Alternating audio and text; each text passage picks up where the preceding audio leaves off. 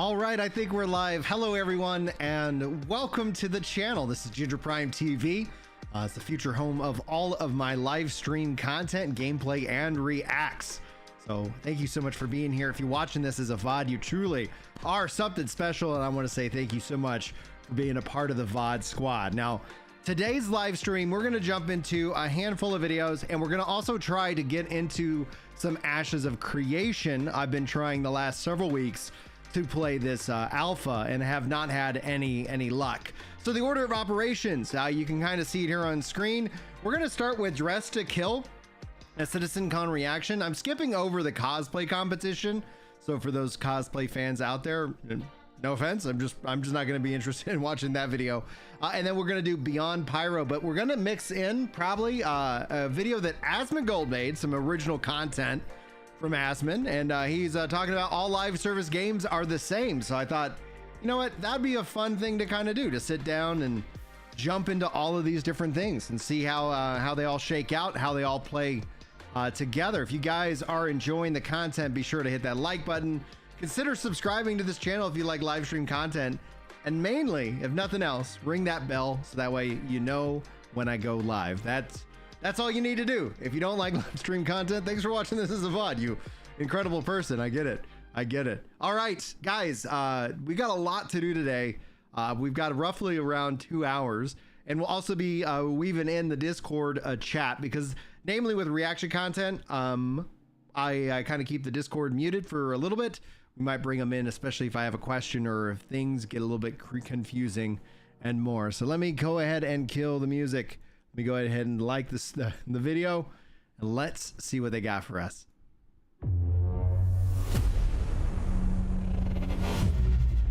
Oh yeah. I'm guessing this was with like fashion. Hello.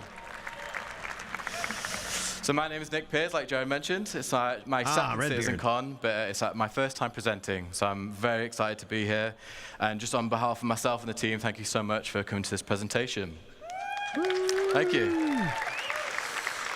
With that said, I'm here to talk to you about an initiative that was first introduced right here at Citizencon in 2019, and that's adding distinct purpose and specializations to armor and clothing in our game. Ooh. So let's get started. Okay. So, Star Citizen is a game about almost everything where you can do almost anything, with so many different options of gameplay, whether that be mining, piloting, FPS combat, or even a captain of industry. Unlike other traditional MMOs, we don't impose rules or classes onto the player. Yeah. In real life, people are not just one thing. I'm sure you can all relate. I've had many different jobs. I've not always been a game designer. In fact, it was only a week ago that I found out that Jared used to do tech support for prosthetic legs. It's true. You can ask him. That said, if you're like me, you like to excel at whatever you're doing. So that brings us on to the concept of specializations. Rolls, baby. This is about bringing more purpose, more considerations, and more decisions to armor and clothing you wear beyond just looking cool. So, what are they?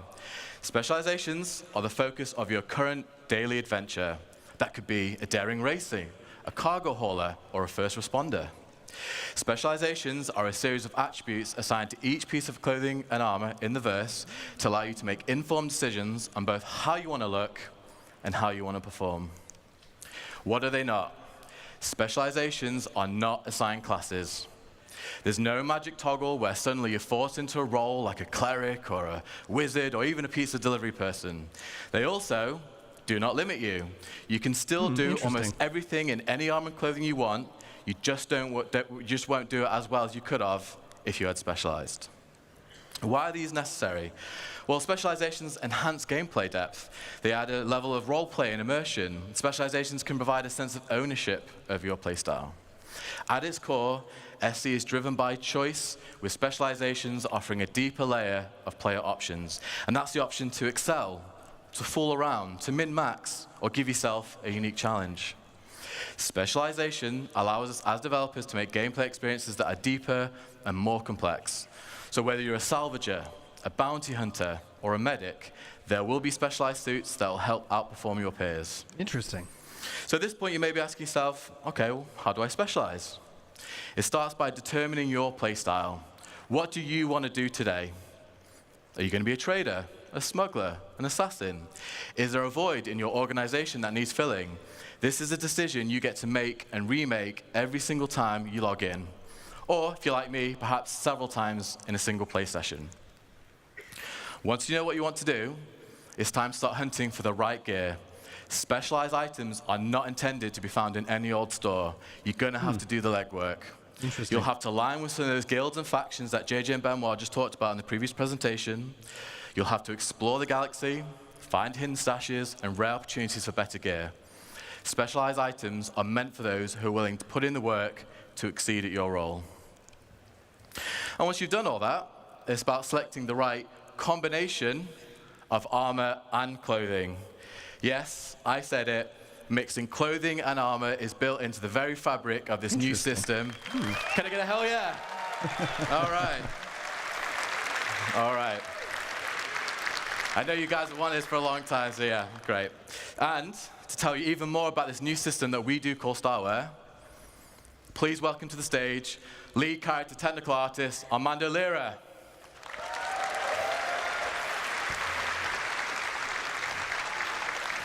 Oh shit, bro.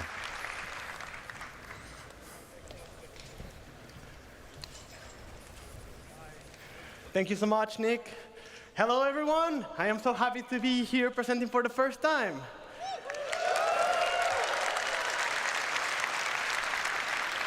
How cool are specializations? We are sure you'll enjoy finding the best combinations for your playstyle. I wonder if we'll get some And examples. for that, we had to create a system that gave you all the freedom that you deserve. It's something that I am sure you've all been waiting for so long. Starware. So if you're... Are you tired of choosing between clothing or armor? Yeah. So finally, you'll be able to mix and match. Starware is fashion that meets purpose. As Specializations provide you with a multitude of stats to combine, you'll also be able to choose the visual style that you want. But beware, with added options also comes the responsibility of choosing the right combination for the right situation. Let's look at some of the possibilities that Starware will be able to provide you.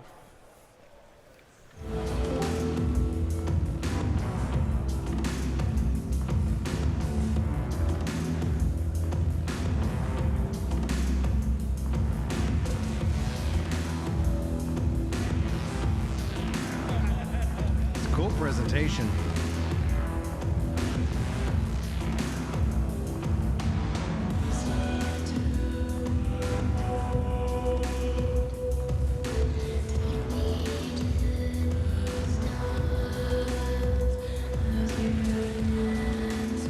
It's like a plastic bag on his head. Fascinating.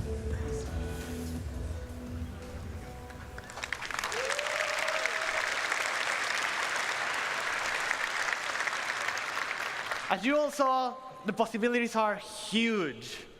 Like, have you ever wanted to put on a jacket on top of an undersuit? Yes. Yeah. How about an armor on top of a sleeveless shirt? Or even without no shirt at all? Like backpacks on clothing? Yeah. So Starware allows more customization than ever.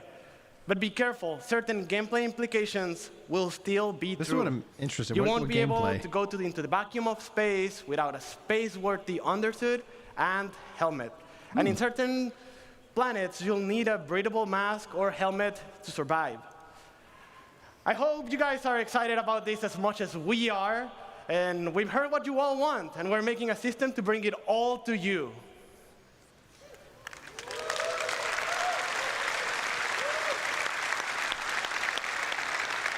But that is enough about Starware for now. Let's go back with Nick and learn more about how Starware and Specializations will improve your gameplay. All right. That's what I'm mostly interested Well done, in. bro. How does this translate to gameplay? All right. Thank you, Armando. Some nice dancing as well, by the way. So as you can see, the Starware system is about adding function to fashion. We are still Star Citizen, one of the best looking video games out there, but we're always going to make sure that you look your best, but now with added purpose. So to recap, we're going to go through adding intent and purpose to all our clothing and armor sets. As designers, we really want the visuals to match the stats that our great character art team have made. So for example, if a pair of pants look particularly armored, chances are they'll have modest damage mitigation to match. Many armors will be specialized for distinct use cases. Currently, we realize right now bigger is generally better when it comes to FPS armor, and we know that shouldn't always necessarily be the case. There will be some armors that won't have EVA thrusters built into the suit, so you lose EVA capability. Some armors won't even be space-worthy. Specializations means getting better at certain things at the cost of attributes and others. This is about compelling you, the player, to make tactical decisions for every situation you may find yourself in. So now let's look at some practical use cases for the Starware system. Whilst all our armors are becoming specialized, let's take a look at a select few, which I will add are some of my favorites. We are going to assemble a team to tackle one of Star Citizen's most anticipated adversaries that you'll get to meet later on. Let's meet our first specialization.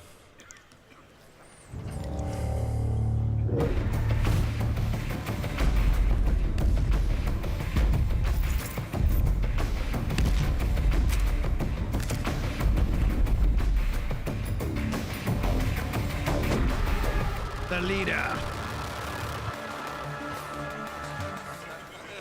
I like the beard on that guy. All right. All right, so we have our leader. Let's get into it. So the player's choice of clothing will be crucial in a way it hasn't been before. With magnetic plates built into many clothing items, players can now holster both primary and secondary weapons. However, in the near future, there will be locations in SC where armor and weapons are strictly prohibited. Clothing allows the player the opportunity to access these restricted areas without needing to change.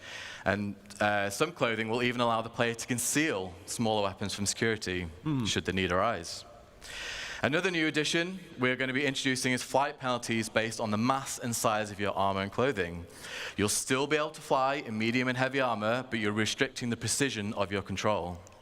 Interesting. If you're enclosed, like our leader is here, or a flight suit or light armor, you'll be able to fly unrestricted.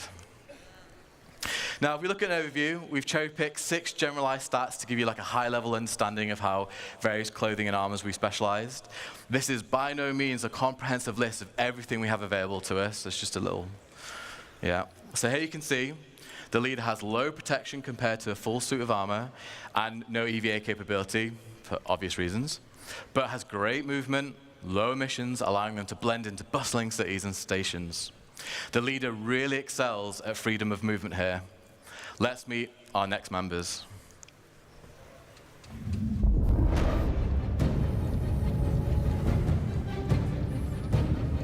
I'm guessing pilot? Yeah, baby, called it.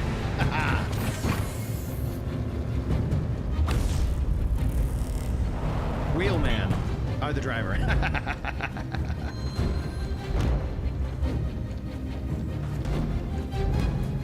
Soldier? Or are these just 2 of them? Pilot and wheelman and driver?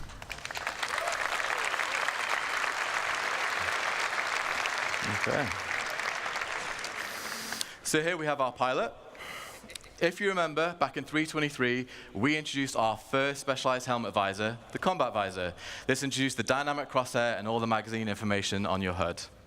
This is our pilot visor, which allows the wearer to link with their ship and cast MFDs directly into their visor.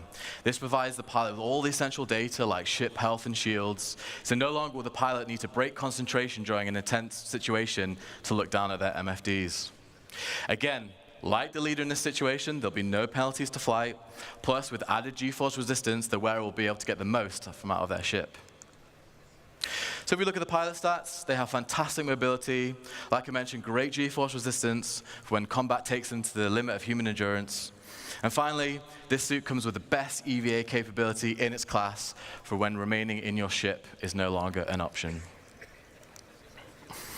Here's another variant in our flight suit class, the racing flight suit. This is what our driver will be wearing. This suit, unlike the pilot flight suit, has features which are more streamlined, which allows it to have truly unmatched G-force resistance for the hardest corners on the most challenging of racetracks. It also offers great oxygen capacity and thermal protection for those planets with hostile environments. So as you can see, this flight suit excels at G-force resistance, but it loses its protection and has much weaker EVA capability. Let's meet our next team members. Soldier or something.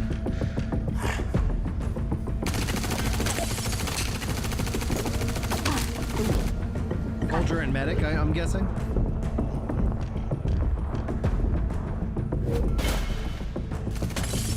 Tracker. Okay.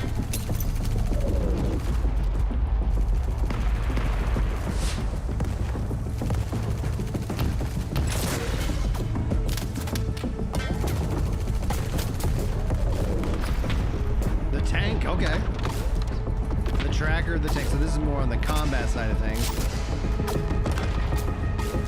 What's up, real kitty? Oh. Okay. Here's our tank, who is wearing our heavy combat armor. Combat armor is similar to what you're used to, only we're specializing it even more for combat. So what does this mean? We want our wearers of heavy combat armor to feel like walking tanks.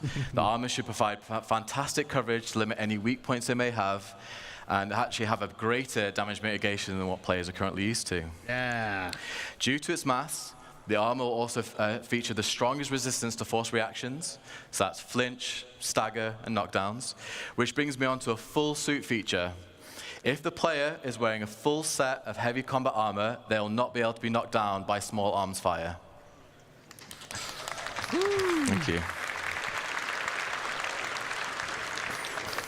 However, as you can see here, for all that protection, coverage, and stability, we have some major trade-offs.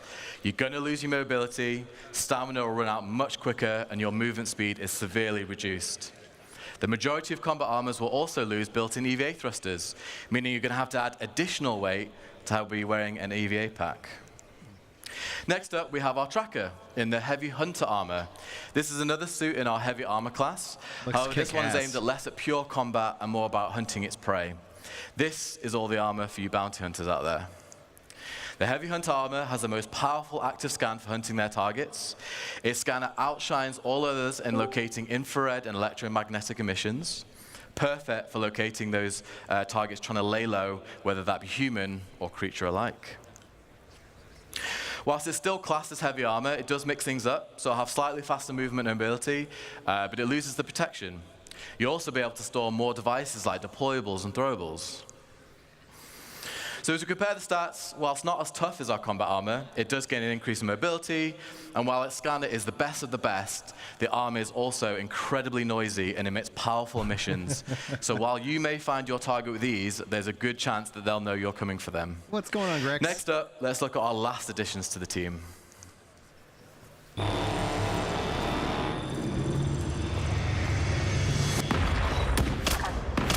Whoa. Sniper? Sniper.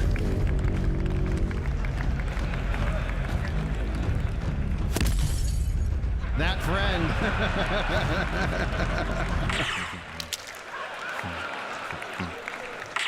That's funny. That's funny.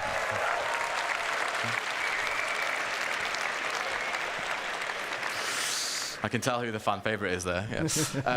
So we have our sniper, who is wearing our light stealth armor. Here's another example of a full suit feature.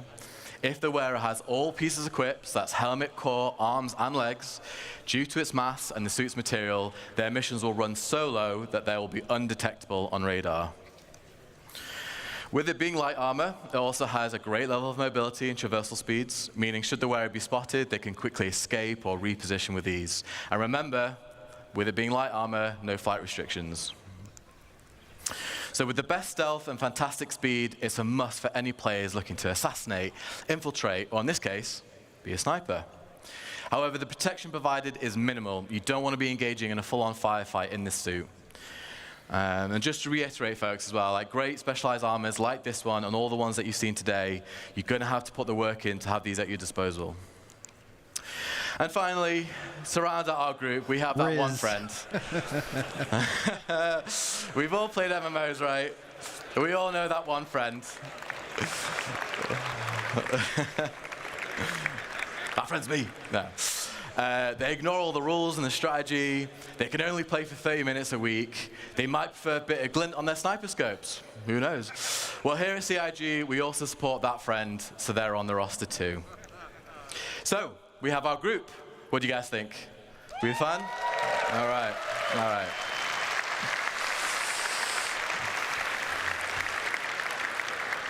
So let's see what they face ahead and if they're up for the challenge.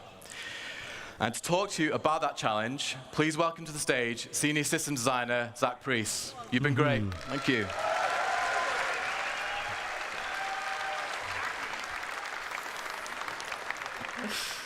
Oh, luckily this thing's only got 2 buttons. So, hello, I'm Zach Priest. I do a variety of things at CIG, but thank you, the people at the front. I do a variety of things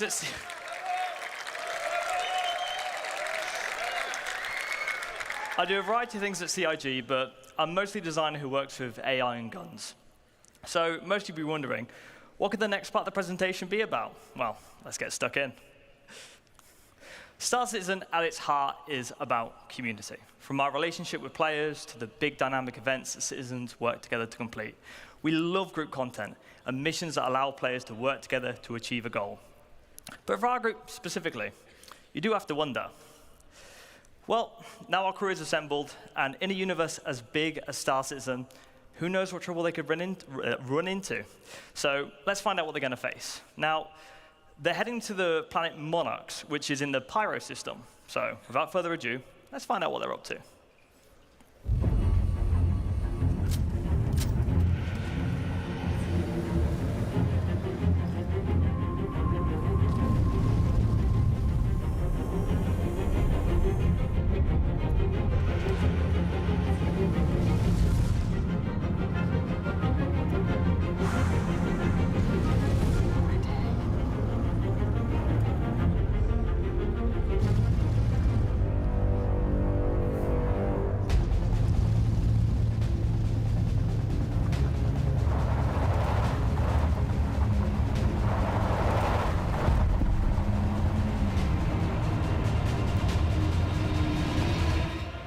Interesting.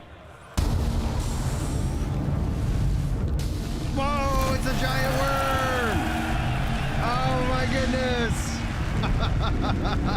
I was like, what's going on with the... Oh, that's a giant worm. It's still coming out. Oh my goodness. That worm!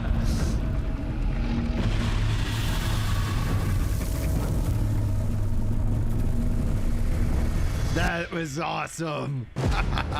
Oh, actual gameplay. Let's go.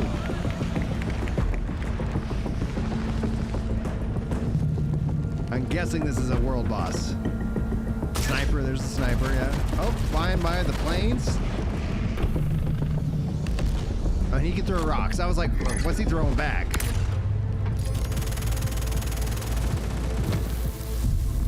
Ooh. Ooh. He's deadly.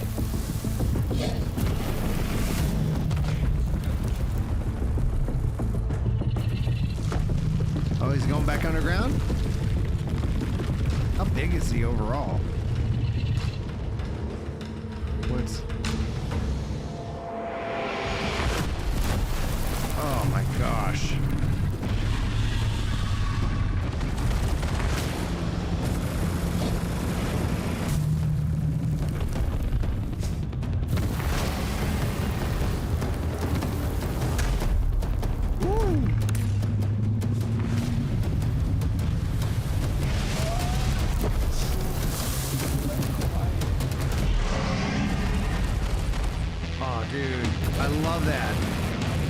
On ground, in air, all these things.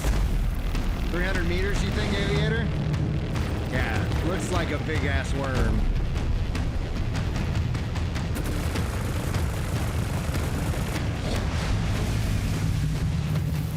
Ooh. Ooh. Uh-oh, uh-oh, uh-oh.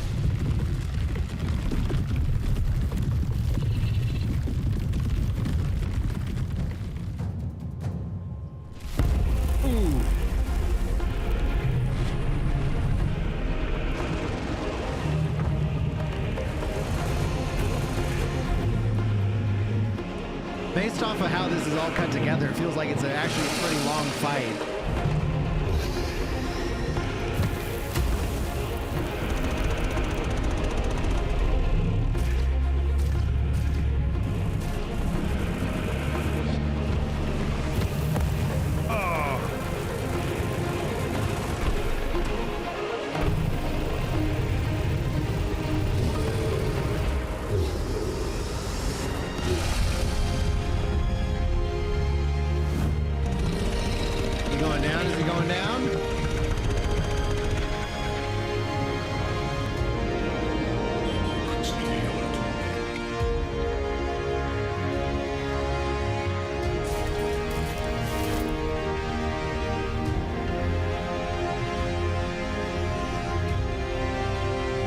He's on the worm. I was gonna say, like, are they gonna mine him for parts or something?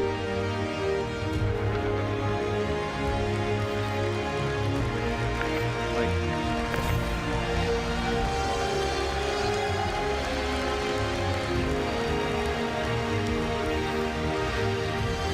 got pearls,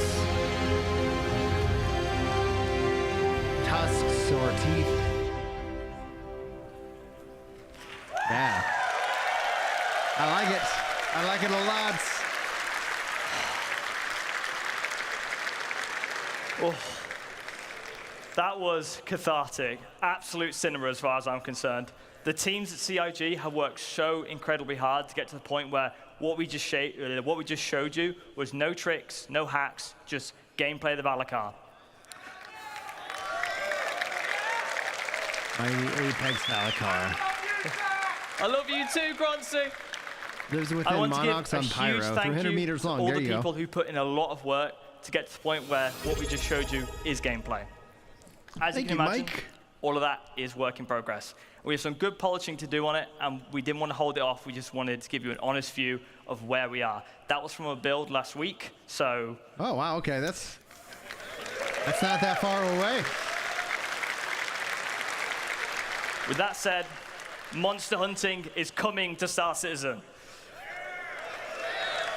And the best part was starting off this epic series of fights with the infamous Valar, who some of you may remember from 2016. This absolute monster of a creature is 300 meters long and sees your light fighters just as puny little ants. You're going to need to assemble your quickest and most nimble pilots to dodge the Valakar's ranged attacks, as well as your fastest drivers to bait out the Valar from the surface, as it's the only way to bring this mighty creature out of the ground is by disturbing the surface with a ground vehicle. But how does the Valar stack up to our crew? Well, unfortunately, the Valar stats don't really fit on the screen due to being so powerful. But for some context, it's around 150 times harder to kill than an Aegis Avenger Titan. But to be fair, it's most likely to kill you. So how does it do that? Well, the deadly Valar has a variety of ways of killing possible threats. So for a high-level overview of the fight, it regurgitates rock-hard sand that has been compressed inside the Valar and uses it as a projectile to target foes. But if something's a bit too close for comfort in the sky, it uses its ginormous body to swipe ships out the way. Anything on the ground that it sees as a threat will have to contend with its bite or its deadly slam.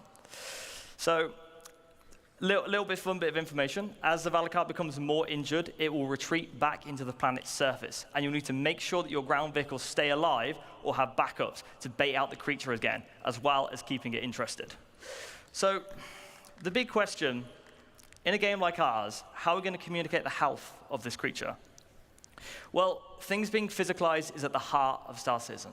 And we know how much of a large fight the Apex Valar is, and we need to communicate that in a diegetic way. So you'll see here the Valakar's health from 100% to 1%. You'll see its skin getting more battered and bruised as the fight progresses, give you an idea of where you are and how close you are. So the nice thing about this, it communicates the Valakar's health without needing any UI or health bars and just purely keeps you immersed in the experience. So, number one question, why do you want to kill the Valar? Well, because it's fun, but I know you sweaty gamers, so it's got loot, also known as harvestables. The Valar has two very valuable harvestables. Firstly are its pearls. You'll need to mine growths on a variety of locations of Valar to reveal these pearls. And once you've destroyed the growth skin, you'll see disgusting squidgy innards. But next is its big apex teeth. These are within its mouth, and you'll need a very strong tractor beam to be able to yank these things out. And these harvestals will not all come out at the same quality. So you'll be able to learn more about that and how harvestals are going to be used tomorrow in crafting your home. So all right. A fun thing here is you'll see the character is standing within the Valakar's mouth as well. So when it dies, it keeps its collision, meaning that you can climb on it, land ships on it, and it's essentially your playground. But this really shows how big it is. But how big is it really? Well, fun bit of information. When we first made the collision for this model, Star Engine actually gave us an error saying, like, no living thing needs to be this big. You've accidentally added an extra 0 onto the size. But to give you an idea of the sheer ridiculous scale of this monster, you'll see here an Idris. Anyone who's done Xenofret knows how big the Idris is. You feel like an ant when you're in the Idris, and this makes the Idris look small. There's also an Aegis Avenger Titan here as well, but if you look even closer, there's actually a Copion in this image. I'll give you a second to try and spot it. There it is. So well done to anyone who spotted it. So it's big. So for some fun numbers, it's 250 Copions long, 47 Aegis Avenger Titans long, and for our American friends, that's about 3.5 football fields. Oh, wow. Yeah. But lucky for our Copion friends, the Valar actually comes in different sizes. So you'll be familiar with the variants we've done before with our Quasi-Grazers and our Copions. They're in different biomes, and they have different aesthetics. But moving on, we want to also introduce different creature sizes. So these sizes will have unique behaviors, animation, audio, and harvestables associated to each size. So for our first size, we have the juvenile. These juveniles will respond to stimulus, such as noisy footsteps and loud mining beams. This will cause them to burst out the ground and attack anyone who's disturbing them. And you'll find these in caves near valuable harvestables and minerals. So for our next size, adults. The adult Valakars know not to pick fights and tend to remain to themselves. However, if you exterminate too many juvenile Valakars, this will cause adults to show up, which are 3 times larger and a lot more angry. Creature sizes are great because they allow us to create varied experiences as well as show you how creatures grow and evolve in the environments they live in and grow up in. Beyond that, we have our apex, which has the most valuable harvestables and the most deadly attacks. It's also the biggest living thing in the verse, so far. So far. So, in summary, monster hunting is coming. This is the first in a large series of apex creatures that you need to gather your crew together to take down this mighty beast. You need a diverse lineup of ships, ground vehicles, loadouts, and skill sets to take out the apex Valacar. Everyone at CIG is incredibly excited to get the Valacar into your hands, and we hope it shows that we're not only doubling down on creatures, we're also committed to bringing you gameplay experiences that only a game of our scale can provide. But that's all for the Valacar, for this Valacar. Let's take a look at some other fauna. Now, the Valacar is very exciting, but I also want to share with you the bigger picture for creatures. So let's start with some Valacar variants. Variants so far have typically just had alterations to their loot and appearance. However, we want to go further with what variants can be. For example, what if the Valacar evolved and grew in a swamp environment instead of a desert planet? Or if a Valacar never made it to the surface and only lived in drowned caves. Oh my goodness. These are the kind of questions that make sci-fi one of the best mediums. And I can hear the questions already. What does an adult cave Valacar look like? What does an apex Quasi-Grazer look like? Well, it's these questions that get everyone excited that works on creatures to give you a glimpse into the big picture. All of these variances and differences and new creatures make up what we call our fauna matrix. The fauna matrix is basically our creature encyclopedia. So these concepts should show you that we want to get more weird and wonderful with our creatures. We've started off with more traditional animal references like dogs and birds and cows. But now we're in a position to create the things that we love about sci-fi, which is the weird and the unknown. So looking at where we're going, all of our creatures have been defined for the road to 1.0. We've ensured we've got a rich, diverse, distinct roster of creatures to make each of our planets feel special. As well, as considering the unique elements of various planets, ensuring that they're populated with appropriate creatures. We've been designing creatures in mind so that planets' ecosystems influence their behaviors, designs, aesthetics, and harvestables. With that being said, I would like to give you a sneak peek at our fauna matrix.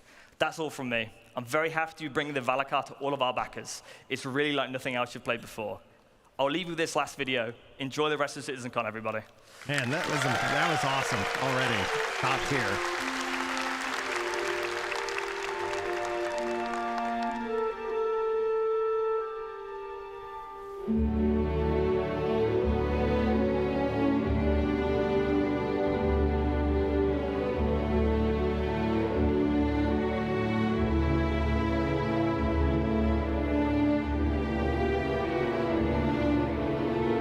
This is great already.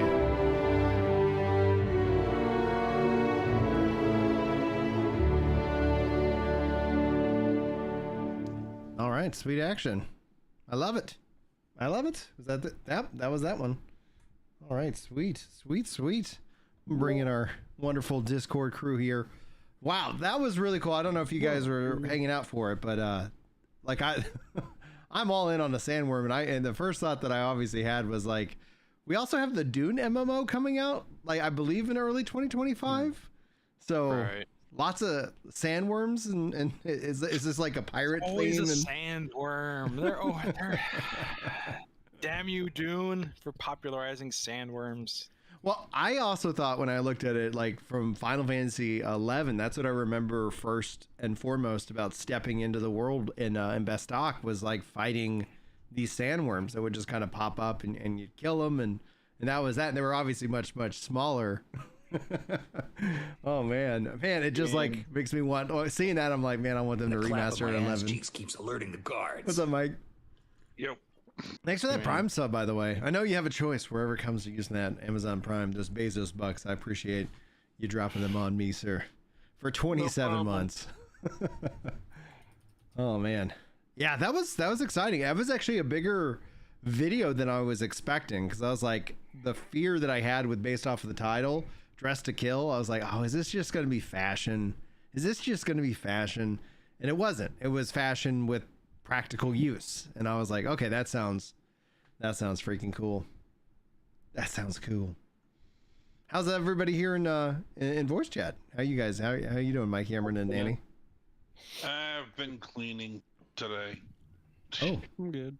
me too. I've been up and down cleaning. Me too.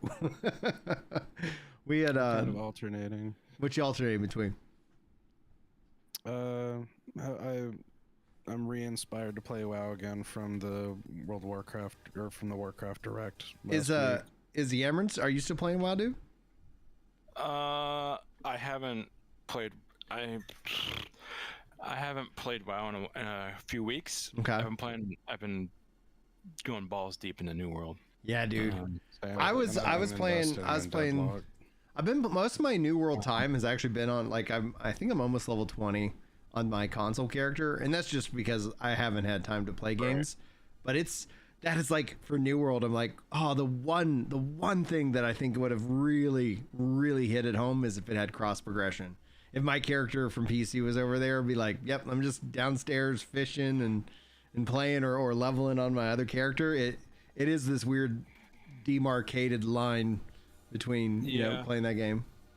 And also I got a soundboard for the WoW players in the channel here. Okay, go ahead. More dots! Throw more dots! More dots! More dots! Come on, more dots! Minus 50 DKP. I had that soundboard, but I never installed. It got rid of it. Yeah. Yeah. No, one thing I noticed about your roadmap video for New World was Yeah. a lot of salt in the comments. A lot of salt. Oh, I wouldn't be surprised. That's I'm where just it's like like- we're coming up on 3 weeks since its release, and that's kind of what I was anticipating, because they were doing like 3 weeks for the for their promotional event, you know, for the live streaming and all that stuff. And so really, It's 4 like, weeks. it's a 4-week long event. Oh wait, it's been 4 weeks. Well, 4.5 since the launch of Eternum. Okay. So yeah, I'm hoping we hear from them this week, because next week is Thanksgiving. I don't think they're going to talk to us then.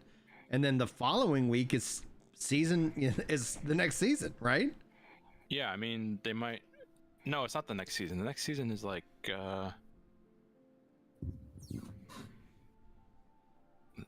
I think the next season is early Never. December. No, the at least the season pass doesn't say that. Let me just pull it up real quick. I gotta look at it. Yeah, because the season, it had a countdown, and it was like 50 days when the game launched, you know, so they were going to do the winter season kickoff here in December. Popping in the game real quick. Yeah, same here. What are you two doing?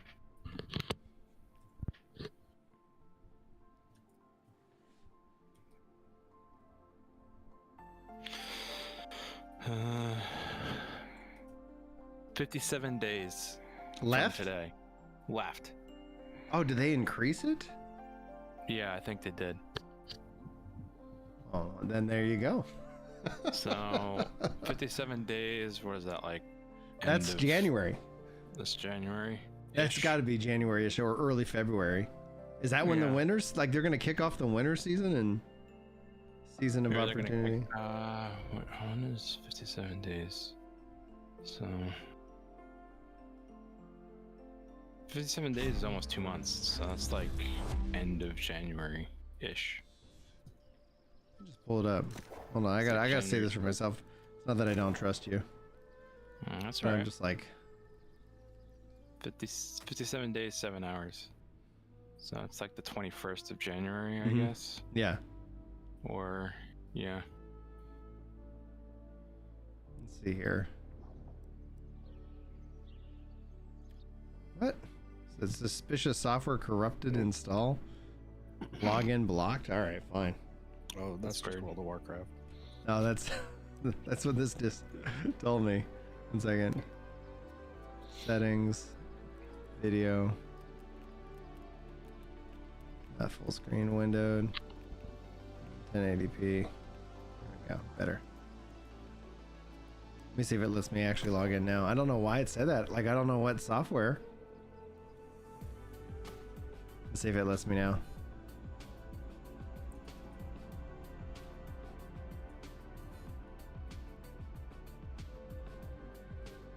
No, login block. Suspicious software or corrupted install detected. All right. GeForce Now then. I was gonna say, that's weird. Yeah, I've never seen that error. All right, man. It doesn't seem to tell me there's any problems. I haven't had an issue. Okay, exit the desktop. All right, hold up. All right, we fire up GeForce Now. It's OBS. Yeah, Play it's the like game if you have OBS installed. no. All right, let me just fire up GeForce Now real quick. Yeah, because when Eternum dropped, it had it at 57 days or something like that. So it's like I'm wondering if they were. I don't know.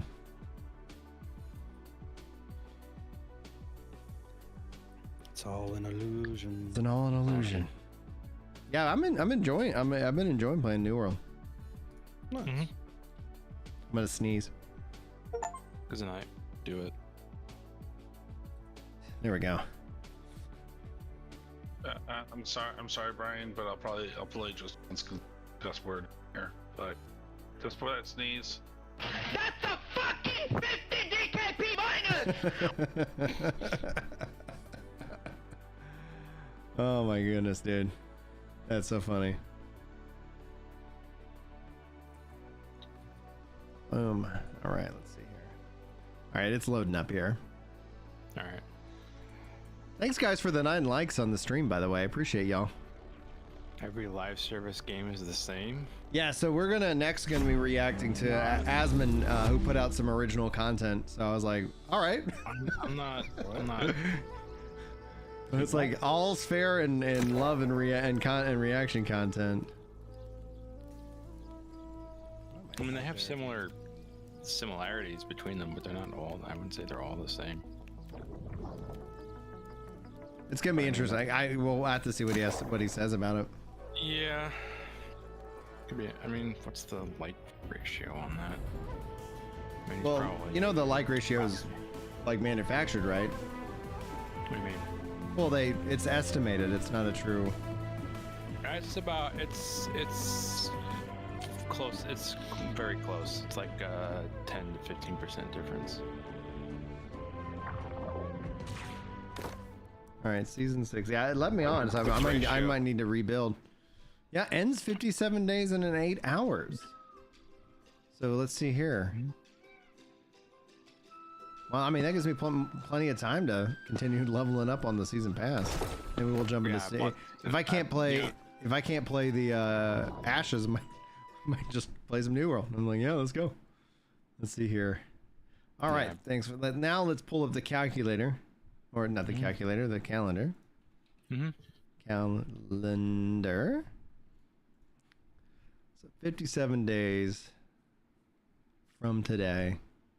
Actually, I could just probably Google that. It's like 57 days from now. 7 days from today. Monday, January the 13th.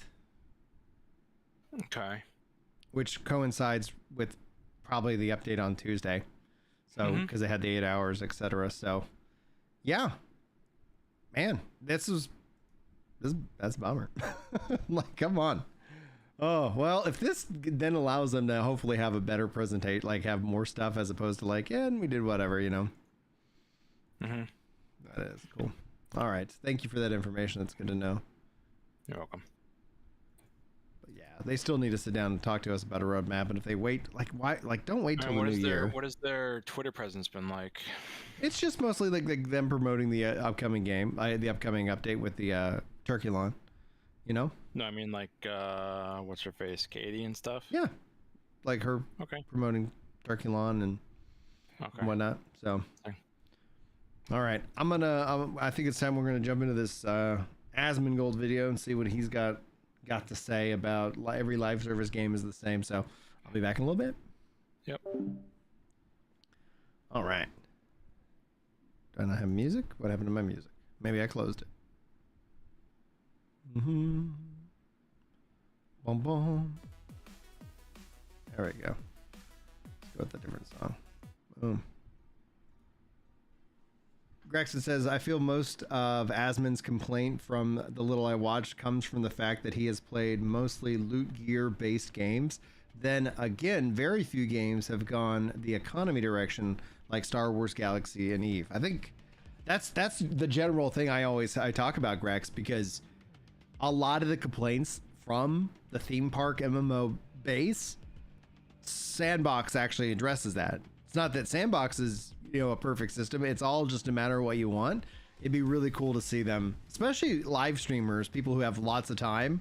They can invest all that. They can invest that time in these sandboxes. And Dune apparently is a sandbox as well. I really do think the future of the MMO is the sand park. It's, blending these things together. All right, here we go. Hello, everyone, and welcome. Thank you so much for checking this as a VOD and or highlight for a react here to Asmongold, putting out some original content, talking about every live service game is the same. So I figured we'd sit down today. We'd see what he has to say. We talk about it, namely because if you don't know me and my style and what I enjoy from the MMO and especially the live service, really it's the sandbox. It's the player-driven economy. It's a lot of these things that I feel actually address long-time theme park MMO complaints, because essentially you get on these gear treadmills and you kind of just burn yourself out. And the games and publishers themselves haven't done themselves any favors, like with dailies, what people refer to as chores and various things like that. That FOMO, when you start baking in that fear of missing out into your play cycle, it turns me off. Like, there is no faster way for me to not be interested in your game is if you try to artificially make me feel like I have to be playing your game. I got too much stuff going on. I'm an adult. I got a family. I've got a job. I got things that I want to do. And I also have a killer backlog of incredible video games. So, balls in your court. Don't make it mandatory. Don't make it forced. But let's go ahead and jump in and see what Zach's got to say. I've already hit like on his video. If you guys enjoy this content, be sure to hit that like button. But here we go. Hi guys, it's me again. Today we're going to be talking about online video games, MMOs, and why I've been moving away from them. I'm turning into a boomer playing single-player video games and feeling better than ever. How could this have possibly happened to me? And I want to talk about... I think he turned 34 years old. I think we'll just leave it at that.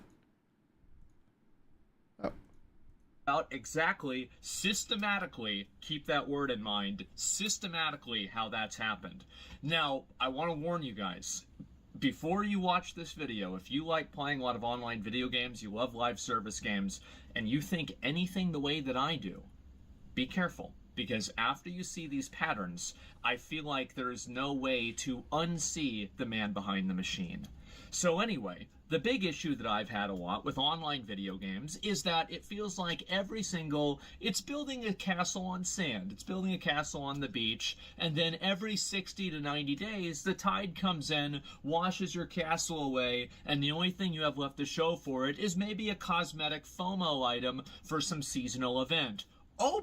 There it is, the FOMO item, the castle on the sand, the constant gear treadmill that they put you on with gear that really doesn't change the way you play. We've seen these, like Final Fantasy XIV, I think is the best example of a really boring gearing system, is it just is a stat stick for the player, and the gear is all just driven off of a person's fashion choices, rather than having a piece of gear that you work towards that provides a gameplay level change. But they can't do that because they got to streamline it, because they have to, you know, I guess hit the raids. They got to do all these different things. And so it is a very easy way of getting people burned out. And it's actually the point where it's like, why would I want to play and invest this time into a game when literally, if I don't play, they're going to speed me through the catch-up process. There isn't an advantage. And they're trying to balance that out with getting, you know, more casual players, you know, enjoying the content. But that's where I think horizontal content and vertical content are needed. But if you have just a pure verticality in terms of that game design, you're going to run into the situation, and it's only a matter of time. I mean, I saw a tweet from Lulu, and she's just been on tearing Final Fantasy XIV, a new one. And I think that's just the natural course of it. After you've spent so much time doing the same thing with a different skybox, eventually you kind of wake up to it. Anyway, let's see what Zach has to say more. Boy, you don't want to miss those. There's a collection tab. You loot an apple, and it says 1 out of 634. Oh boy, are we having fun now. Oh, exciting. And so I've been seeing this with every single online game. And I'm like, what the fuck is wrong with me? How am I letting myself get my time wasted on such a cataclysmic scale? By the way, 35,000 hours I've played World of Warcraft, okay? I don't regret a single minute of it. But goddamn, I wouldn't want to do all that again. And so here's the point. I feel like every single online game, it doesn't matter whether you're playing Honkai Star Rail, Genshin Impact, Wuthering Waves, Call of Duty, World of Warcraft, or New World. None of these things matter because all of these games follow the same DNA. And the DNA, if you want a very easy way to condense this down, it is keep you addicted and waste your time. That's basically what happens. And so people say, oh, well, you want instant gratification. You're goddamn fucking right, I do. I'm playing a video game. Oh man, that's all in terms of what the game offers, right? Because I think instant gratification, that's why cash shop stuff I think is actually a bigger issue within these MMOs. Financially though, like I say that, but I know financially the sub has not increased, and I pay more for my eggs than I do for a subscription to an MMO now. That wasn't the case 10, 15, 20 years ago. So there's been some massive shifts, and the sub price being what it is, you see more and more games going away from it. So economically, the economics of what it takes to have an MMO to continue to run and support an MMO has vastly changed. But in terms of like wasting your time, like the pushback or the question I would have is like, isn't that the end game design of a video game? Is, you know, it's a time sink. It's a place where you, out of your passion, get to go put it in the bucket. And not every video game is created the same, but MMOs in their core design, Sandbox, people complain about Sandbox because they complain that it's like you have to have a job, you have to live and breathe in this world, but that's what they're trying to sell you. That's the appeal. Like, come live in this other world. We just did a reaction to some Star Citizen. That's a Sandbox MMO. It's lots of freedom.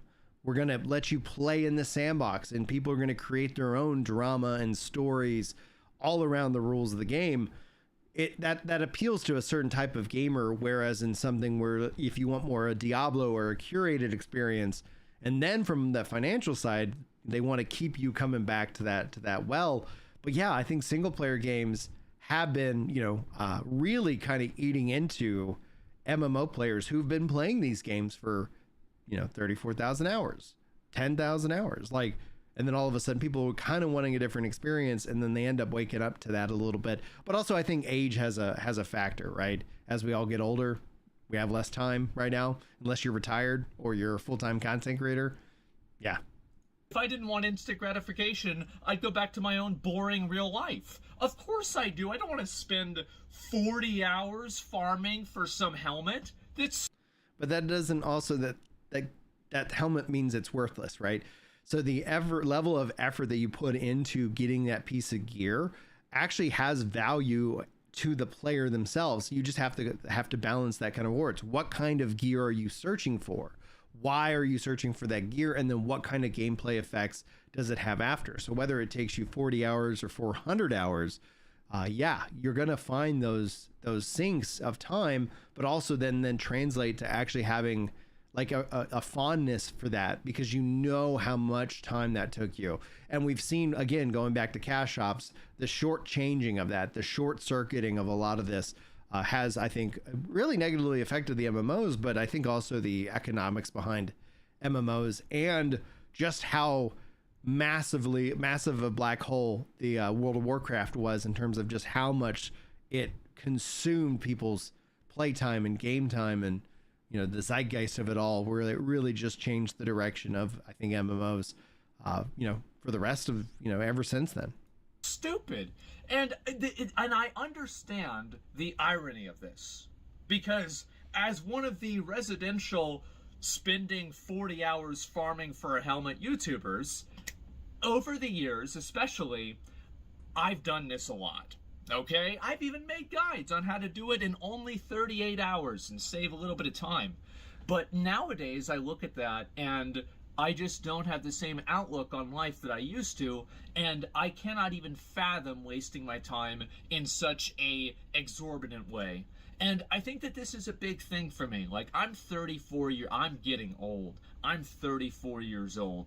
And back in the day, and you guys can tell me if this is true or not in the comments with you, is that back in the day when I would play online video games, the reason why I would play them is so I could show everybody else in the world that I was better than they were. And I got so caught up in this. I love being able to do this. This is my favorite thing to do. And it was a big sense of, pride for me in a way. And I actually I don't see this as a bad thing really at all. I don't hate myself for this. I don't think I'm stupid for doing this. But it's just that at this point in my life, I'm no longer feeling that way about, about video games. I don't need to play a video game to show off that I'm better than somebody, because, again, I just, I've gotten old. I don't really care that much about this anymore. And so I just play video games, imagine this, for fun. That's the key right there. That's the absolute key, for fun. It's so funny when he's describing old as 34 years old. When I was young, I defined old as like 1,000, because I was like, I'm never going to get old. I'm not going to get it to be 1,000. And it's funny because whenever I hear people think of that, like in their 20s or maybe in their 30s, and they're like, oh my gosh, 50 is so old, or 40 is so old, or 30 is so old. I was like, you're setting yourself up for a world of hurt. You're setting yourself up to cross a line that is naturally going to be crossed in a very small amount of time. And you're going to be like, oh no, I'm old now. It's like, everybody goes through these different evolutions. We all go through these different changes and more. And this is just, I think, a natural evolution, especially as you start getting older. You start thinking about different things. You have different needs and different wants. Zach's been taking better care of his health. He's been cleaning his house. There's a lot of real positive things that are going on out there. So yeah, I think it's this just feels like the logical evolution of a gamer, you know, especially when it's related to live service and the model as it exists right now. How do I get to this point? I get to this point and I look at video games, and it seems like so many of them are infected with the exact type of rot, the exact same type of rot, and that is every 60 to 90, some of them they're a little bit different, but they're all basically the same paradigm. Every, few months or so, there is a battle pass, a season pass that probably has a paid version that is higher than that sometimes provides, actual good rewards, like things that are play for power, like, Star Rail or something like that. Or it just has cosmetics, like something like Kirax Vault Pass in Path of Exile, as a general rule, right? Or the trading post in World of Warcraft that functions as a battle pass. And so, anyway, these things happen, and it makes me feel like every single one of these games is operating on this usually 60 to 90 day patch cycle that repeats the same content over and over. There's an event for different types of, different types of social events, like, Chinese New Year. That's a really big one. You've got Halloween and all of these different events. And I feel like oh wow, you hate Halloween events. No, I don't hate Halloween events, but every year when they have them, this is just really to sell skins, right? And when every single game is doing this, there's a certain sense of escapism that I'm looking for in a video game that really kind of evaporates when you see every single one using the exact same, content delivery method, right?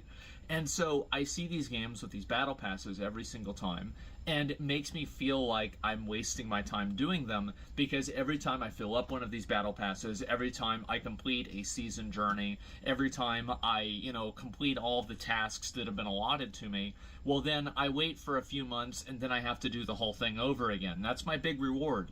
And all of them are built around some form of FOMO item. And I feel like FOMO is a very double-edged sword, and I think this is especially true with live service games. And what I mean by that is, with a lot of live service games, how many of you guys played a live service game and you logged on every single day? You want to make sure every day you never miss that daily, right? Because you don't want to fall behind. And so you do that, and one day you miss it. It's like, man, I missed it. Okay, well, I'm going to log on the next day. I'm still doing it every other day, so it's fine. And so then later on, maybe you end up accidentally missing 3 days.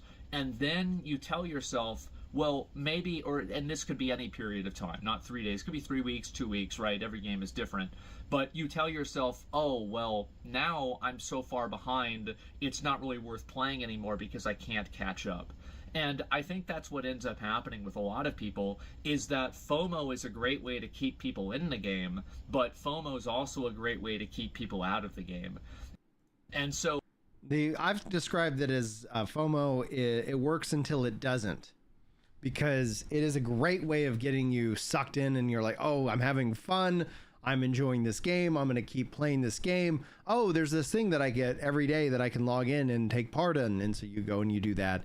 And then eventually, just like he said, it happens. Now, the solution to this has been the player-driven economy. If, as a player, you can log in every day and you can get these rewards, and then you can trade those rewards with other players, you can actually make that a part of kind of the going rate, where then a player who comes back in is like, well, oh man, I can't catch up. Oh, I could go to the markets and I can get caught up. And so then there's a benefit to both the players and having them be able to step away. But we've seen more and more and more gear and items go into bind on pickup, as opposed to like bind on equip, for example.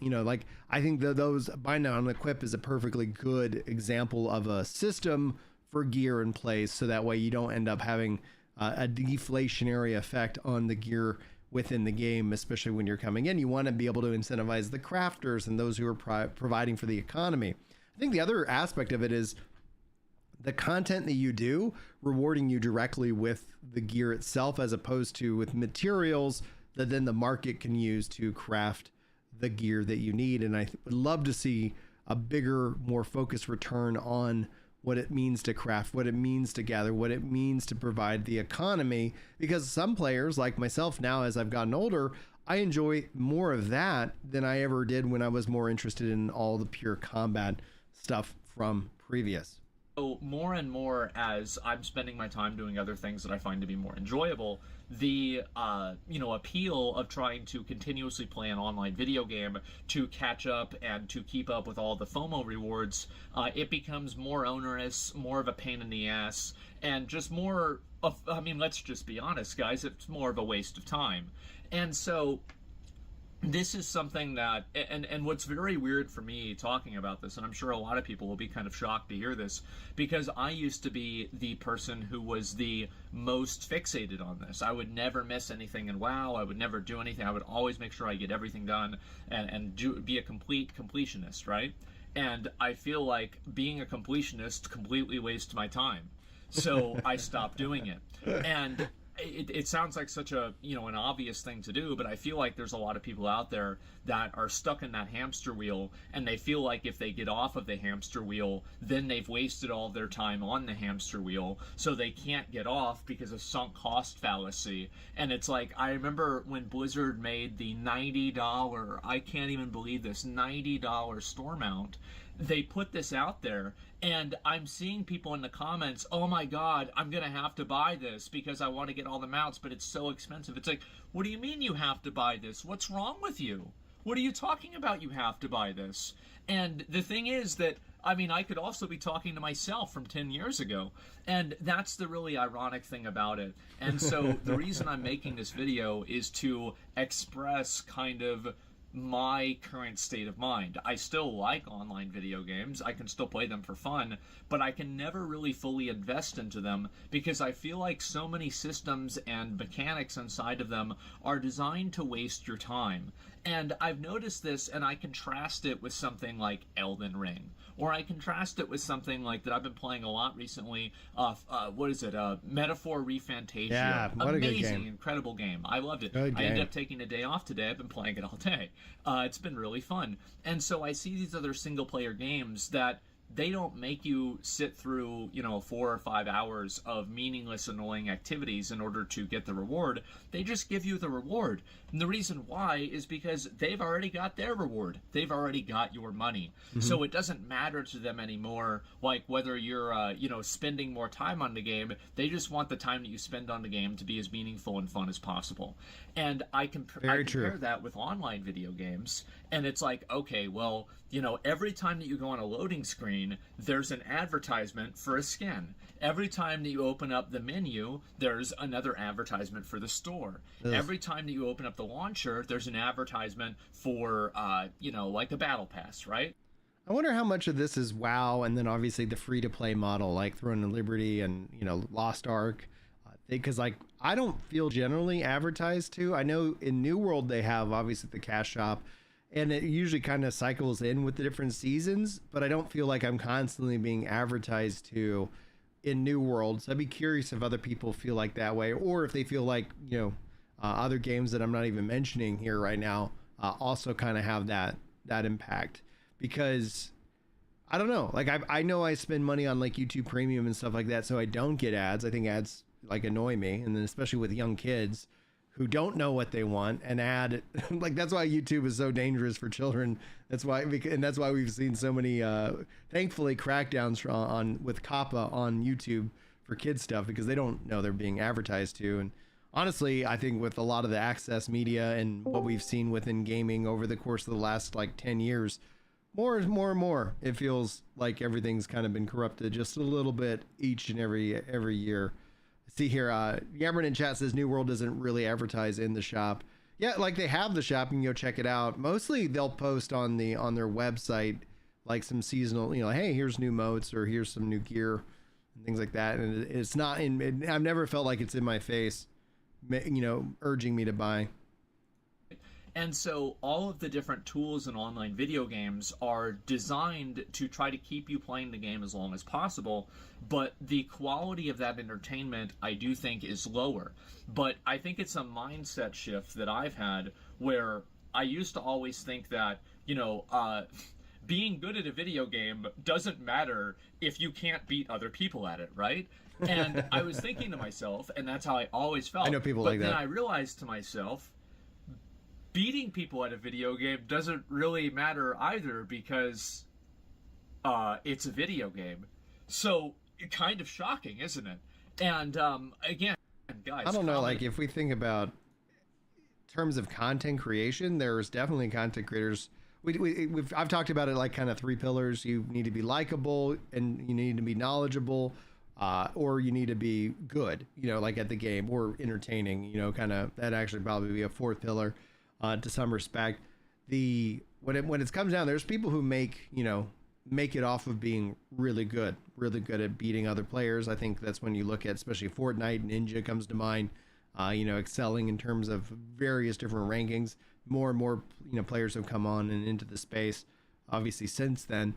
But there is that aspect where I think what we've seen is with the monetization of, with content creation and with all around video games, it attracts a certain type of gamer. So you do have this sense that, like, hey, here I am trying to work on doing this thing. I'm trying to make my content. I'm trying to make it as a content creator so that I can play video games, and you end up working yourself to death for not a lot of money, and you end up sacrificing a lot. But so I wonder if there is a level of difference, from Zach's level of success versus, somebody who's just, barely making it, barely getting by. And down below, if this is something that this is a revelation that's also occurred to you. And so I see these things where it's like these 90-day reward structure cycles that repeat, and they usually power creep each other. So it's like if you work really hard in a game, this is something that Classic WoW always did really well. I'm a Classic Andy in a lot of ways. Is that if I took a break in BWL and AQ and Nax came out, well, I could come back and I'd still be in BWL. It's not like I would just be kind of accelerated to Nax and all of my effort that I had put previously would be invalidated. But I feel like a lot of video games have a reset power creep cycle that happens on a cyclical basis that's generally correlated with either a seasonal model or a battle pass model. And these types of mechanics are tiresome. They're very tiresome to me. And as I've spent a lot of time playing these games, I've realized that I'm not really having as much fun completing these tasks because of the inevitable futility of it, where ultimately I'm not really going to be able to achieve anything in this game. Not like it matters, but it feels like it matters. Again, if you like playing these games and you're having fun, then that's all that matters. That's literally all that matters. Like, you don't need to justify it to me. You don't need to justify it to anybody. But I think that what happens is that a lot of times people put the expectation of like, oh, am I having fun, with how many other people are having fun the same way. And so for me, moving over to playing a lot more single player games, I don't have to keep up with like really fastly evolving metas. I'll log in, like everybody's playing and grinding. It's hard to play a competitive game like that unless you're playing it all the time because of just how fast information travels now online. And ultimately, I'm playing these games. I can't really, maintain a degree of like, like competitive nature, right? Because, and also some people might say skill issue, and I'm sorry, but I'm going to have to agree with you. I don't even really care. It's not really that big of a deal to me. I just want to play the game and have fun. And if I'm getting fucking destroyed, like how many... A lot of this continues to feel like, Asmon in his 30s versus Asmon in his 20s. And maybe there's something to it, right? Like, I think I remember being, really big into fighting games. And this is before, like, a lot of fighting tournaments actually, came up, like Evo and things like that, where I think if I was young now, that would be something that I would have been really, really interested in. But yeah, I think it's interesting because, yeah, I a long time ago stopped caring. I think it's the other aspect. It's like, as you get older, you stop caring about what people think about you. You're like, I don't care. I'm just going to go do the thing I'm going to do. And then you guys can either get out of the way or you can come with me. One option or the other. But I feel like a lot of what we're seeing here from Asmon is like, yeah, welcome to your 30s, man. Welcome. Glad you're here. Keep it going. Keep on moving. If you guys used to play Fortnite and you stopped playing it because, you know, you build like your little, okay, all right, you son of a bitch, you come over here. And then over there, he's building the Eiffel fucking Tower.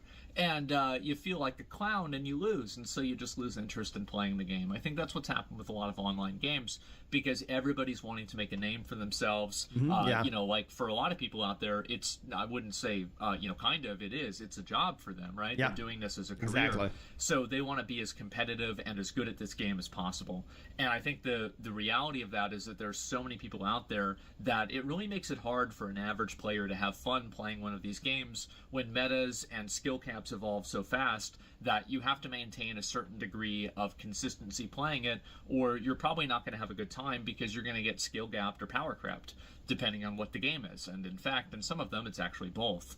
And so what's happened is that I've kind of realized this cycle of futility, and I've realized that, like, why am I trying to keep up with this to, like, maintain the same amount of effort and time when, you know, again, why wouldn't I want to have my cake and eat it too, right? Why would I want to invest a huge amount of time into something like this that I'm not really enjoying?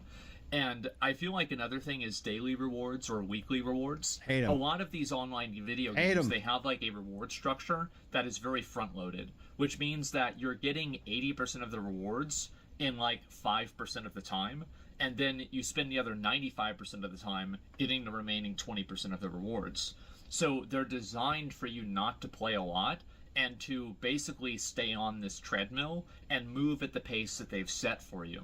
And I also find this to be very fatiguing as well, because there's some days I don't really want to play at all, and other days where days where I want to play maybe 6 hours, 8 hours, and I feel like that time and effort isn't rewarded in a proportional level, and it feels like my time is being disrespected.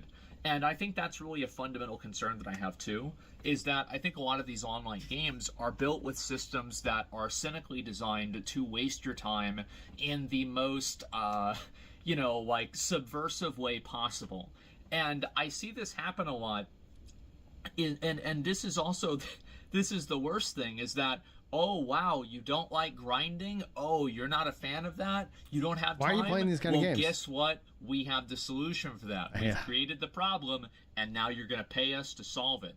So there's like these pay for convenience, pay for, you know, power systems. So it's like, oh, well, I can't keep up all the time and I can't play all the time, so I'm going to spend money on the game. And I think that some people have rationalized this into becoming normal. I don't think that it's normal at all. Who decided that you have to pay money to advance in a video game? Like, who just... I think the arcades. And then we had a period of time where they didn't have the ability. And then with the internet, then all of a sudden that's come back in. Now, that's where, again, like I also would say, like, while I'm enjoying New World and I play online video games, I have also been gravitating more and more towards a different style of game, like No Rest for the Wicked. If you guys haven't seen that, I think it's incredible. They're working on having their multiplayer aspect, but these, in a way, complete games, where live service also is, because of its nature, and this goes all the way back into the economics of it. In order to make a live service game launched now, like, you need to have 5 years of content in it on day one, or that people are going to come and play, and then they're just gonna go back to whatever they were playing, or they're going to wait for the next thing. And so there's been this like locust style effect. And I think overall, especially when we look at last year and this year, especially when we look at like kind of the Gamergate pushback, we're not seeing live service games really even draw in that audience, because I think that audience, for those who are looking for those kind of games, have already been captured. Minecraft, for example, is still massive. The studies coming out showing that most of the game that time people play, 67% of game time, is on games that are 6+ years old. These live service games from a long time ago, where we don't have that, we don't see that currently going on as well. And so to launch as a new game, you have to bring so much quality content, completionist. That's where I'm really interested to see what happens with Star Citizen. they are really making that investment, but it's going to act as a barometer when 1.0 eventually does come out, because then you'll sit here and say, oh, it took $1 billion to do this or something like that. Who in their right mind would want to do that? You need crazy people leading that entire industry to truly shake it up, because everybody else has just kind of come out with a variant of World of Warcraft. Final Fantasy director Yoshi P said the exact same thing. He's like, we're copying World of Warcraft almost to a T, to the point where I would venture to bet we will see a level squish in their near future. So just, we'll see what happens. We'll see what happens with that game, but we'll let Zach continue from here. Decided, oh, because you don't have time, now you have to pay money. Well, I'll tell you who decided that. The people you're paying money to. This is a completely invented problem that you could solve with 50 different solutions, but big surprise, the one solution that keeps being used is the one that's the most beneficial to the people that are making the games. And again, that's fine if you like this kind of stuff. I don't. I feel stupid. I feel stupid paying to win, and I feel stupid playing free to play. I feel stupid for playing it at all. And so I thought to myself, am I going to spend my whole day being stupid? Yeah. But not that stupid. That's terrible. And so I quit playing. And so I felt these different systems, and it's like every game has these. It's not like one game has this. Every online video game follows these same content delivery structures. They follow the same reward structures. They follow the same progression structures. They follow the same store models. And it doesn't even matter what the genre is. How is it that you can have a game that is about shooting people with guns that is fundamentally the same as a game that's killing dragons, or a Dude, in chat, Derek says, man, I hated WoW. It felt dumbed down compared to Star Wars Galaxies. Star Wars Galaxies is the one regret that I had. I never played it when it was out. I was so addicted to Final Fantasy 11, and that's very similar. I hear like a lot of that sandbox aspect. And yes, oh gosh, when WoW came out, people were like, oh, your tunes. I was like, they're characters. In Final Fantasy, we call them characters. We're not calling them tunes. And just even the whole verbatim and that kind of friction. But clearly, when it's all said and done, in a marketplace of ideas, more and more people found WoW accessible and wanted that style. And then that unfortunately set the mold so that sandbox games have really struggled, to the point where if your only experience is with something like World of Warcraft or a theme park MMO, stepping into a sandbox feels like you're trying to learn a new language. People cannot actively play, or communicate. They don't know, because then that's where you see the number one complaint. It's like, oh, they want me to make this my job in order for me to progress, because a lot of people want to do things by themselves. A lot of people want to do that, and that's also a response to the economics of it. Why we see these companies make these MMOs that are single player, you never really need to talk with anybody else, because they need that volume of players to justify the mounting and increasing costs. Mr. Nocturnals there says, shame on you. I agree. If I could go back in time, that would be one thing that I wish that I got to play. I have so many friends now that are like, oh man, Star Wars Galaxies, that's where it was at. And it's unfortunate that game's no longer with us, Anyway. A game that's like an anime waifu collector.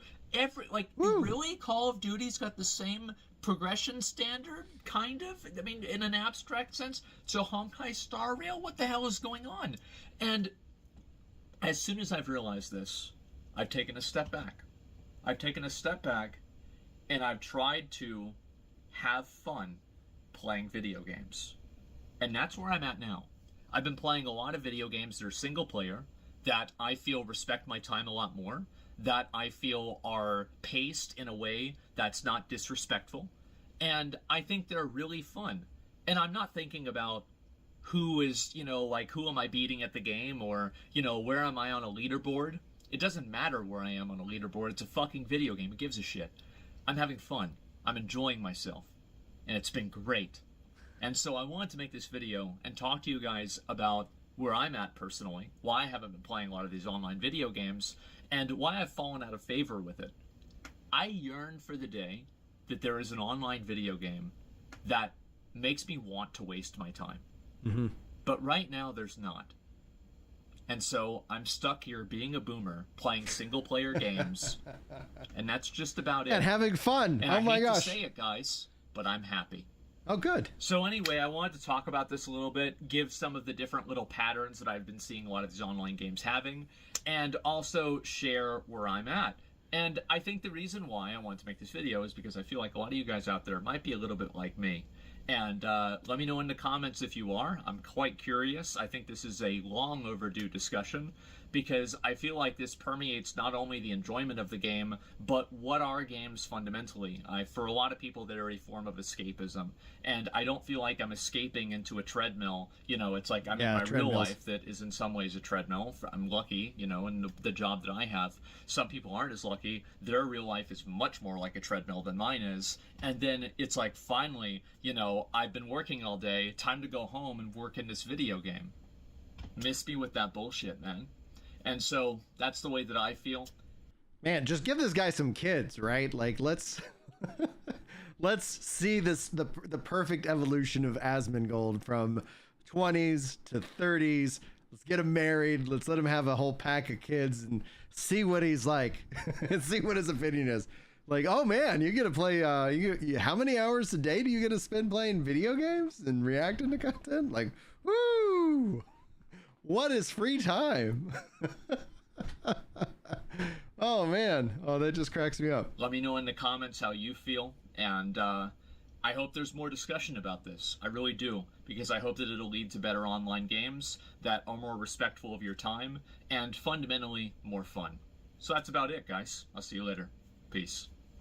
That was a good video. Thank you, Zach, for making some original content. It's gonna be interesting because when it's all said and done, and I'm gonna bring in the Discordians here, but when it's all said and done with Asmon and with that, like Star Citizen in and of itself is kind of I keep looking at it as a great answer.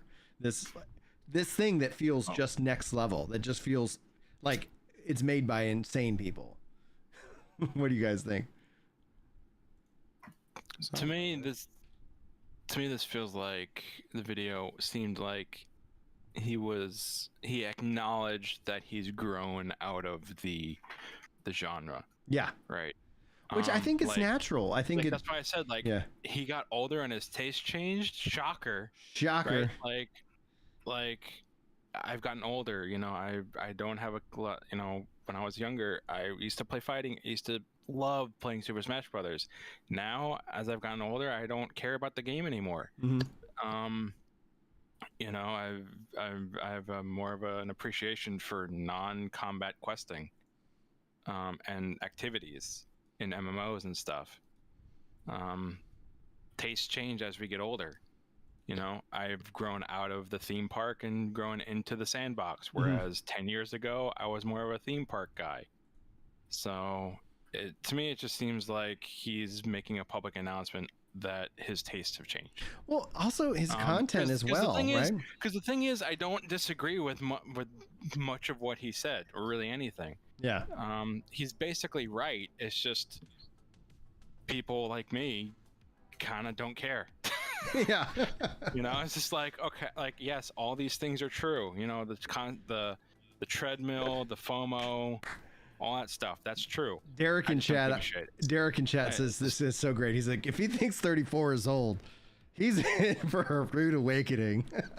Dude, knock wood. Yes. I'm 34, and I'm like, the other day, my shoulders were bothering me, and a couple days later, my mom asked me, she's like, are your shoulders okay? I was like, yeah, luckily I'm still at that age where I can sleep on it and it'll feel better the next day.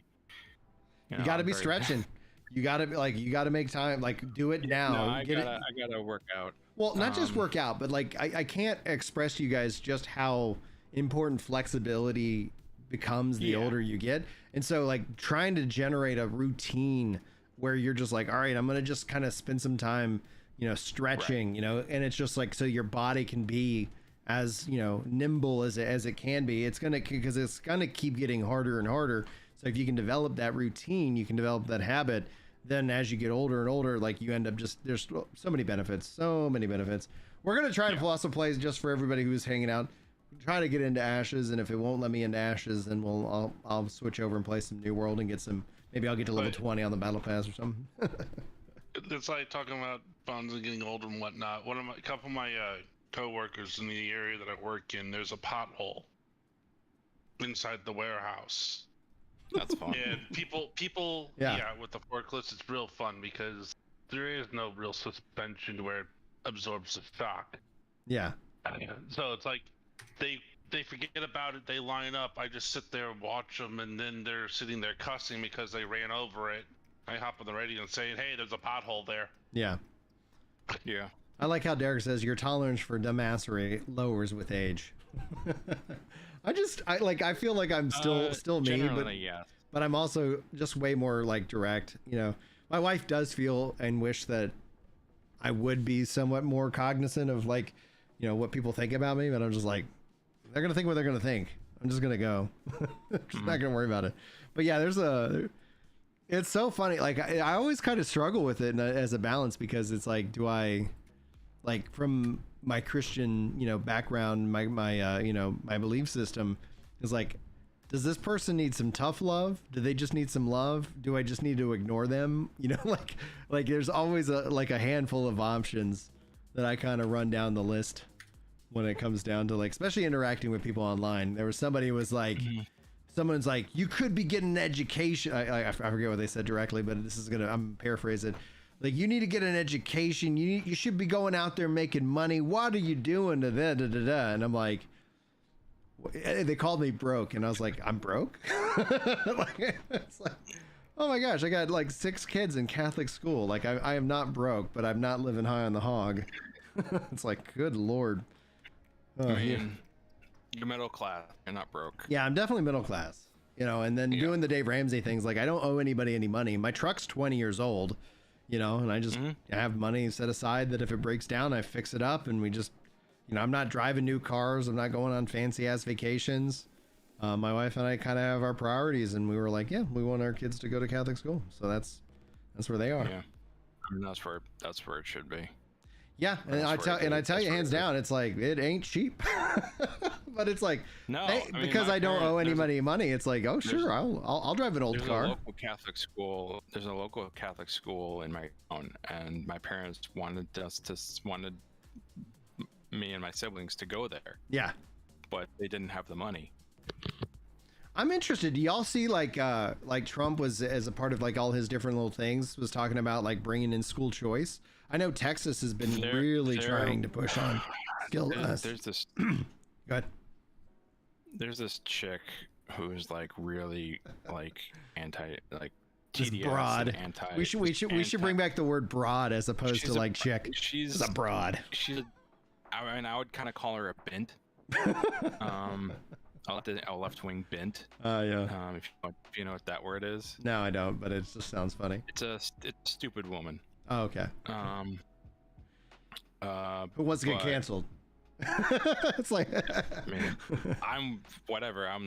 It's fine. But anyway, and she's like posting all these things on Instagram about like the one thing that was posted was Trump apparently made an announcement that he's gonna like make an American Academy, and he's gonna like teach kids all American stuff or whatever. And yeah, like kind of bring it back, national pride. She's like, this isn't education, this is indoctrination. I was like, oh sure, yeah, it's okay when your side. Yeah, it's okay when you guys are indoctrinating and being like, all right, like everybody sucks. You're a victim. America sucks. We hate America. It's like, guys, America rocks. Like it really does. And you want to know why and how I can prove it to you. Who wants to move to China? Raise your hand. I don't see no hands being raised. I mean, it's like, I don't see no volunteers. The U.S. definitely has its issues, but I would argue it's still probably the best country. Anybody want to go to Russia? Any volunteers?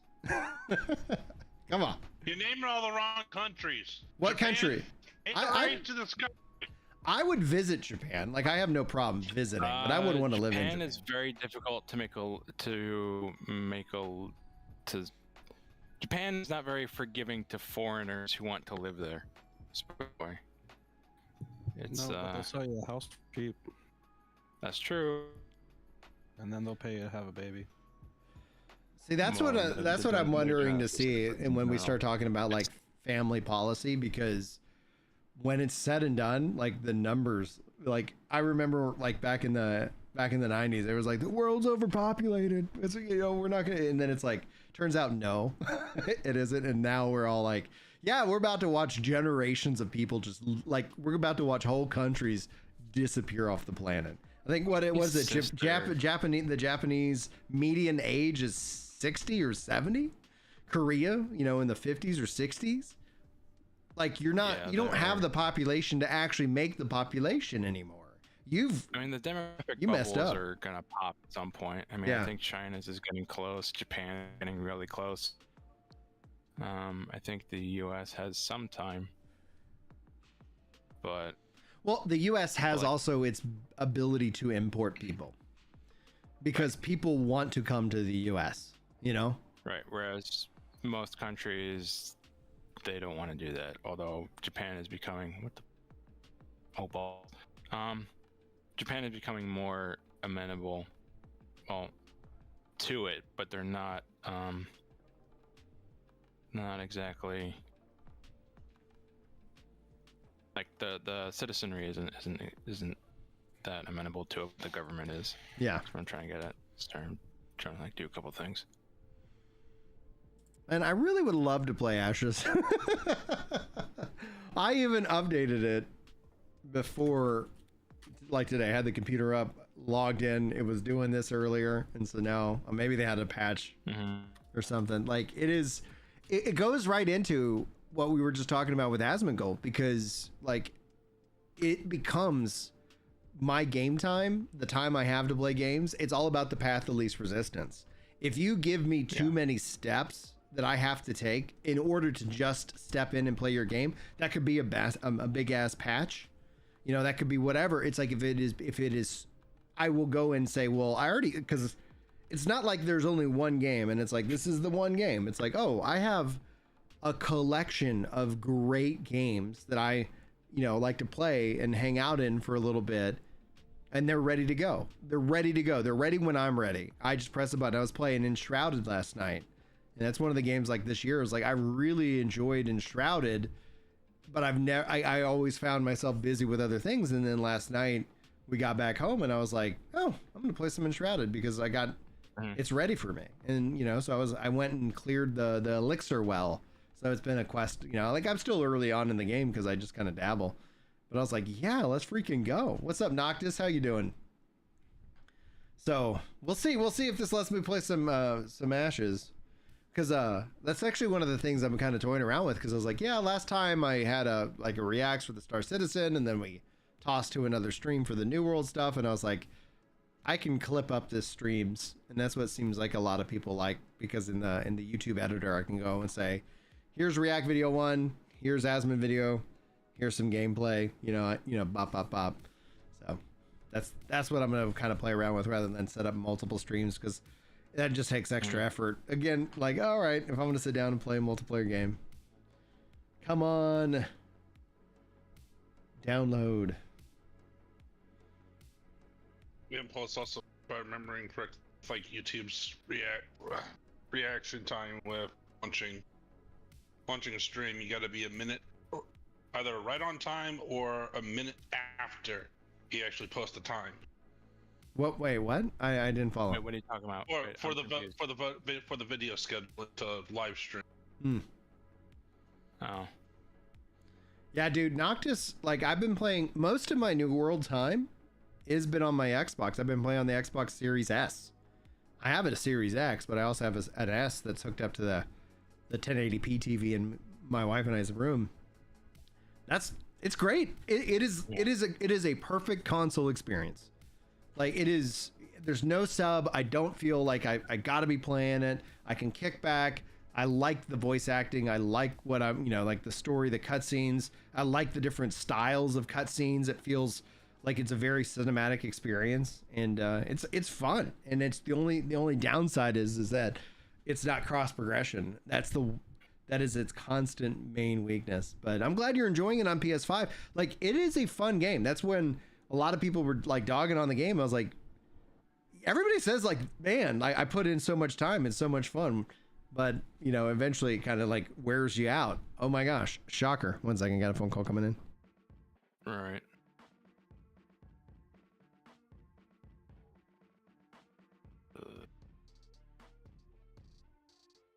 And once again, I think Ashes is gonna elude Julie's almost home and on the way back, so I'm gonna go make some coffee, and we're gonna watch SNL because that's what Julie and I do. Sometimes they got some funny jokes, and sometimes it's like kind of it's SNL. Let's see here. John says, Brian, as somebody who does not really know about Ashes, why would one care and spend the money? I wouldn't. in your category, not at all. The only reason why I've spent the money I spent it like in January, is because as a content creator who likes MMOs, who really wants to understand what's out there in the market, so that way I can give you like my game dev, developer brain analysis of what's going on, and continually being proven right. I think I take pride in that I think I'm the most apologized to content creator. They're like, oh man, I get what you said. Now that I've reached that point in life, or that point in the game, or whatnot. So the no, I think it's interesting, but it runs a lot of risks. Right now, if we're talking about fan-funded games, Ashes and Star Citizen are by far the heads of state. But that means there's a lot of drama, a lot of pushback, a lot of frustration around it. What makes it special? That's a great question. I don't know. I have not yet been able to play. On paper, everything they talk about with a kind of a living, breathing world, how based off of what you do, different cities, different, they call these nodes, like the cities themselves grow and evolve based off of what happens. And so no one world might look the same because of that system. That's something that stands out. They're trying to address like the PvE and PvP and really kind of give a lot of different styles of play. But I've been trying to play it, and now we're at like 86%, but it is unfortunately time for me to mosey on, and we'll be bringing you guys some more content. Thanks so much everybody for joining. And if you haven't subscribed yet, consider subscribing to Ginger Prime TV. This is where the home of future live streams and all that good stuff is going to be. You can also hit that notification bell, so that way if you're ever curious about when I go live, that's an easy way to get notified, as opposed to like when I post a video or whatnot. So thank you guys so much for joining. If you 1 second, talking about ads, use the Brave browser. We don't have ads on this channel. This channel is not monetized, so you should not be getting ads. And if you are, I guess YouTube maybe is trying to make some money. I don't know. Anyway, guys, thanks so much for tuning in. Hopefully I'll see you guys in the next thing that I make. And until then, take care.